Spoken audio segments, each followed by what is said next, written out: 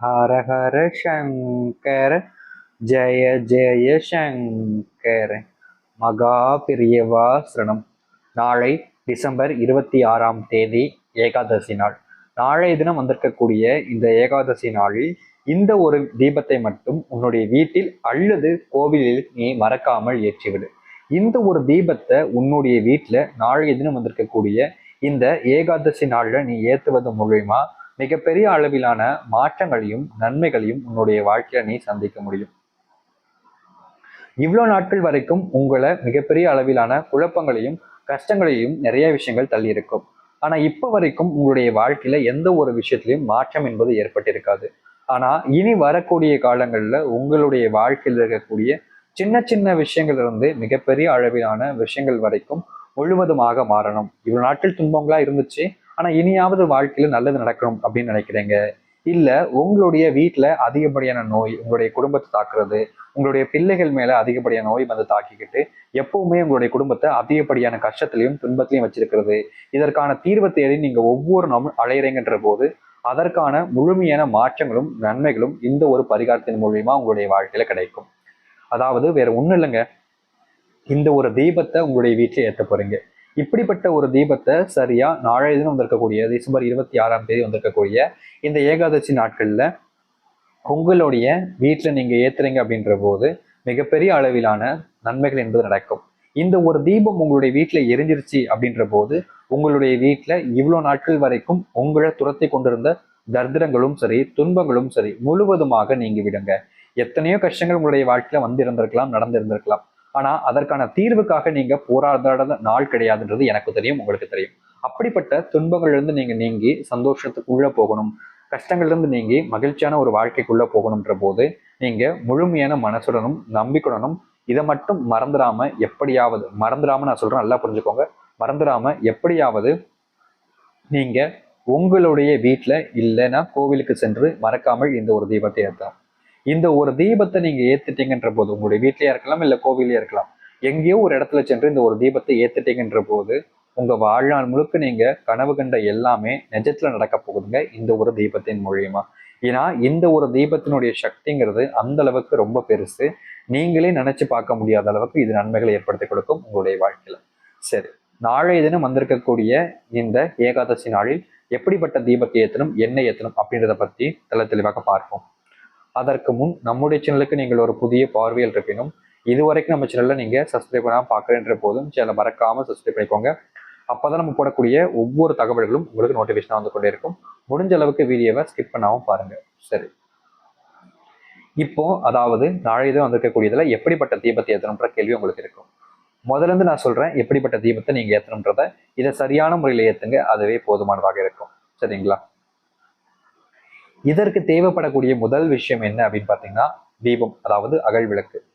இது நீங்க குத்து விளக்கு இந்த மாதிரி விளக்குல ஏத்தாம வெறும் அகல் விளக்கை மட்டும் வச்சு இந்த ஒரு தீபத்தை ஏற்ற பாருங்க. சரிங்களா?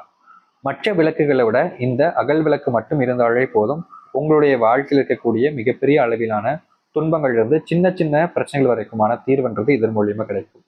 அதனால நீங்க முதல்ல எடுக்க வேண்டியது என்னன்னு பாத்தீங்கன்னா வேற ஒண்ணும் இல்லைங்க, ரொம்ப எளிமையான ஒரு பொருளாக இருக்கக்கூடிய ரொம்ப சக்தி வாய்ந்த ஒரு பொருளாக இருக்கக்கூடிய அகல் விளக்கை எடுத்துக்கோங்க. இந்த அகல் விளக்குல நீங்க எண்ணெயை ஊற்றலாம், இல்ல நெய் கூட ஊற்றிக்கலாம், அது உங்களுடைய விருப்பம் தான். உங்கள்கிட்ட இருக்கக்கூடிய செல்வத்திற்கு ஏற்ப நீங்க எதைனாலும் வச்சுக்கலாங்க.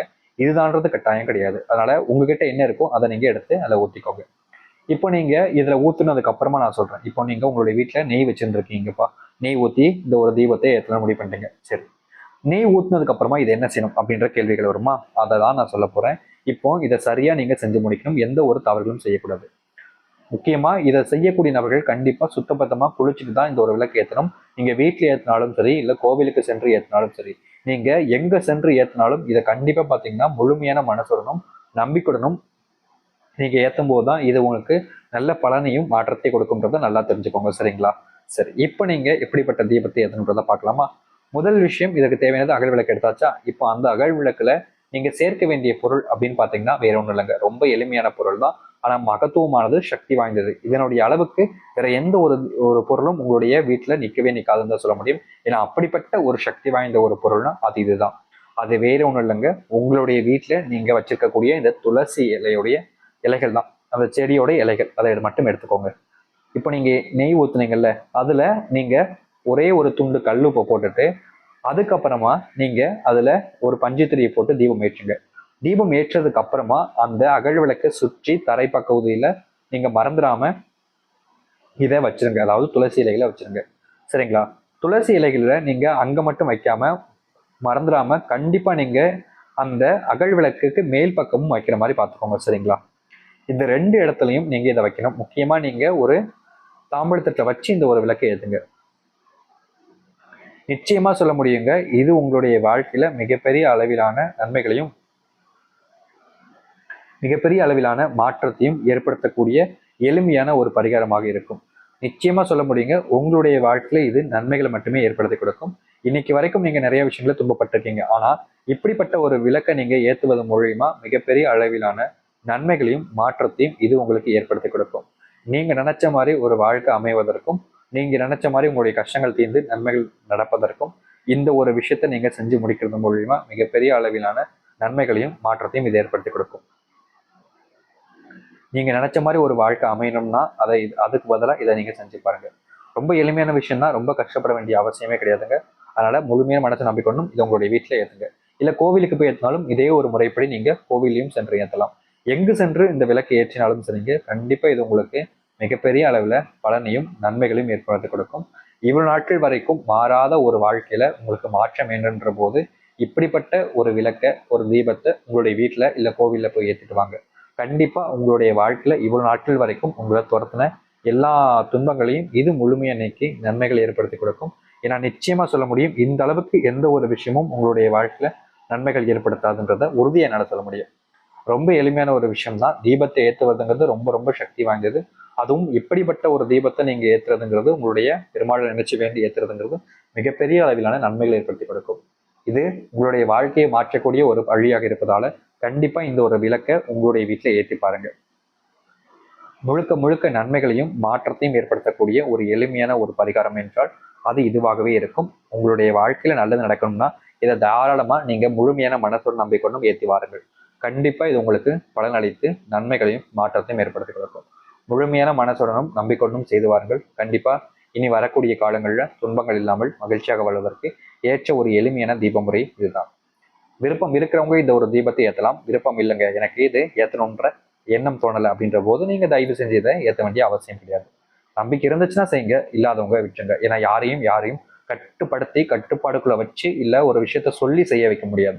அதனால விருப்பம் இருப்பவர்களும் நம்பிக்கை இருப்பவர்களும் செஞ்சால் மட்டுமே போதும். இது உங்களுக்கு நல்ல பலனையும் மாற்றத்தையும் முன்னேற்றத்தையும் கொடுக்கும். அதனால் முழுமையான மனசும் நம்பிக்கையோடும் செய்து வாருங்கள். நல்லதே நடக்கட்டும். ஹரஹர சங்கர, ஜெய ஜெய சங்கர். நன்றி, வணக்கம்.